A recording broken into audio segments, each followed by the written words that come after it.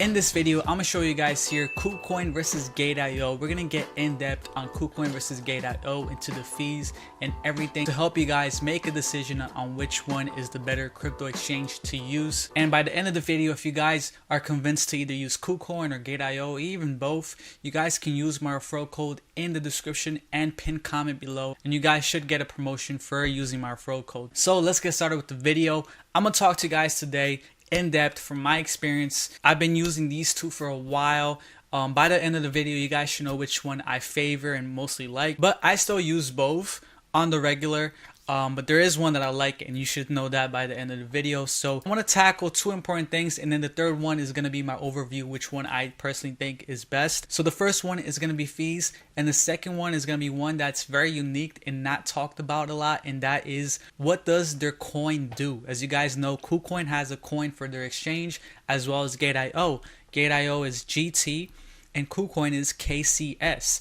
Right, and they both have a governance and a certain features that has something to do with their exchange, and I'm gonna go through that because if you're planning on maybe using KuCoin, then you should probably think about holding their coin because it really helps a lot. And I'm gonna show here with you guys the details on why it helps a lot to hold their coin if you're using their exchange. Let's get started with the most important thing, in my opinion, that helps people make their decisions on which crypto exchange to join, and that is fees. Because as you guys know, you guys want to get the most for your dollar, especially with these low cap altcoins, micro coins on KuCoin and Gate.io. You guys want to get the most for your dollar, so fees is going to be a very important factor. So right here, KuCoin trading fees, I'm going to try to make this as simple as possible. I know it can kind of be overwhelming for somebody just beginning, but the KuCoin fee, when you guys buy crypto, you guys are going to be charged that fee. So on KuCoin, the fee, the maker and taker is 0.1%. So that's how much, let's say you buy $1,000 of Bitcoin, you're going to be charged 0.1%. That's going to be the fee, which is actually pretty low compared to Coinbase, for example, which is like 0.5.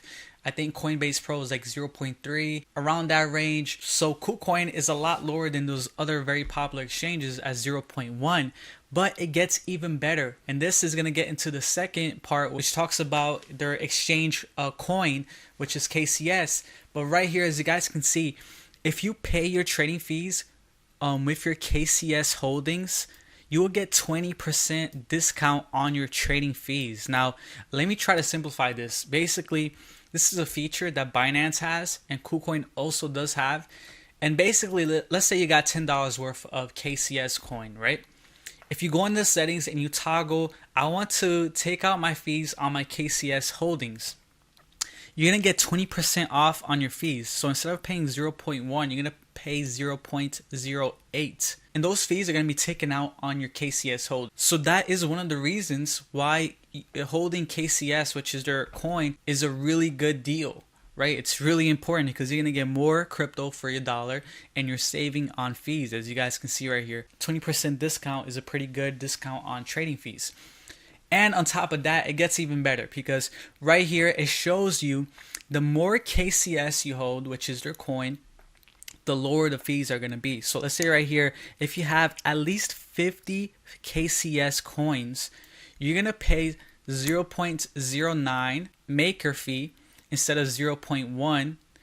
And on top of that, if you're paying with the KCS, you're going to pay 0.072, okay, versus the 0.08. More KCS you hold right here, 1,000, your fees are going to be way lower. As you guys can see, it goes to a point where the maker fee is 0%, which is crazy, right? So overall, the fees on KuCoin is amazing, especially if you hold their coin KCS. Let's look at Gate.io, which has kind of a similar trading fee system, but not quite the same.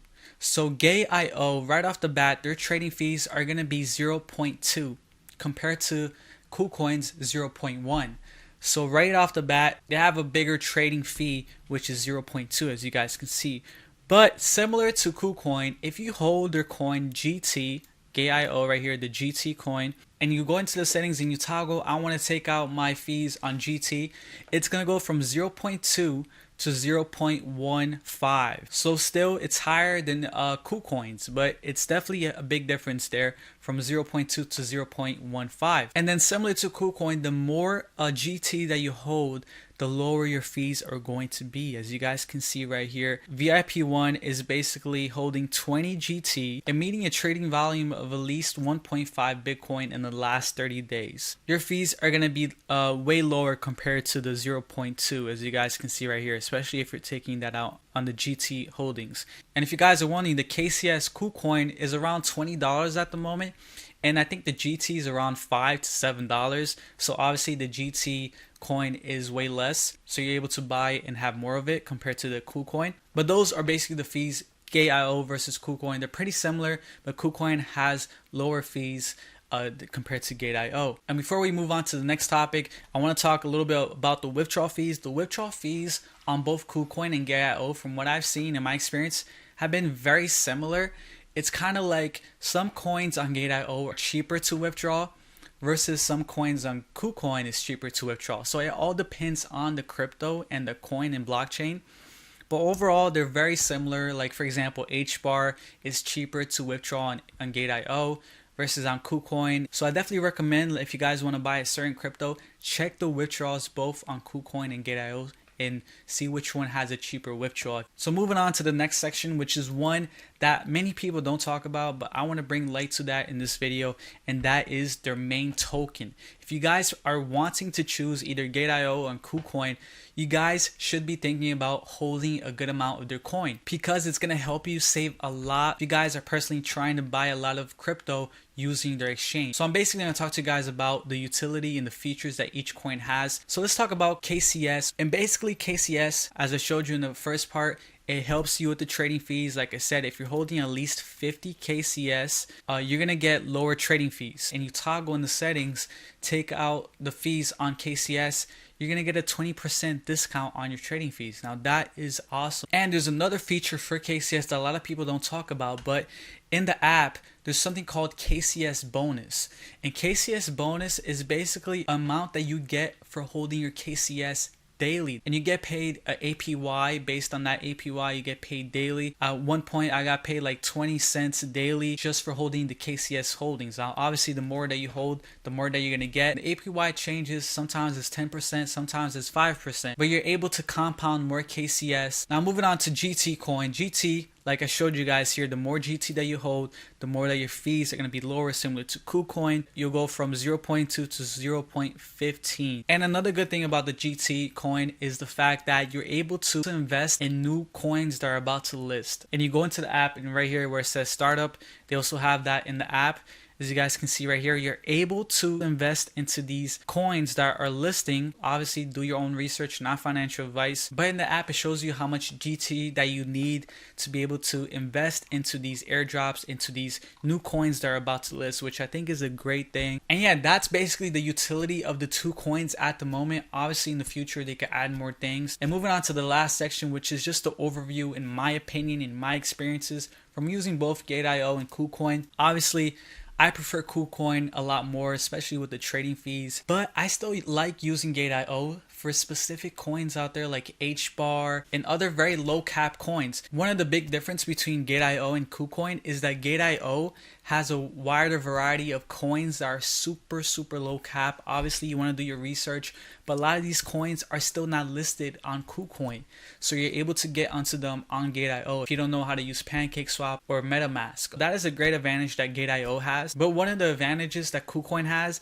is that you don't need KYC to be able to buy, sell, and withdraw your crypto on KuCoin as of right now. One day, KuCoin might have to enable that as well, but at the moment, you don't need KYC to start an account on KuCoin and buy and sell crypto. And in terms of security, guys, honestly, I feel like KuCoin is much safer, but Gate.io is pretty safe too. Obviously, if you're long term, you don't want to keep your crypto on both of these two exchanges. You want to withdraw that crypto to a cold storage wallet, probably be the safest way possible. There are risks when you guys keep your coins on this, so you want to do the 2FA with Google and have a good password and all that stuff. So yeah, thank you guys so much for watching. If you guys want to join both of them or one of them, you guys can use my referral code in the description and pinned comment below. And let me know what you guys think. Do you guys prefer KuCoin or Gate.io? Let me know in the comments below, and I'll catch you guys in the next one. Peace.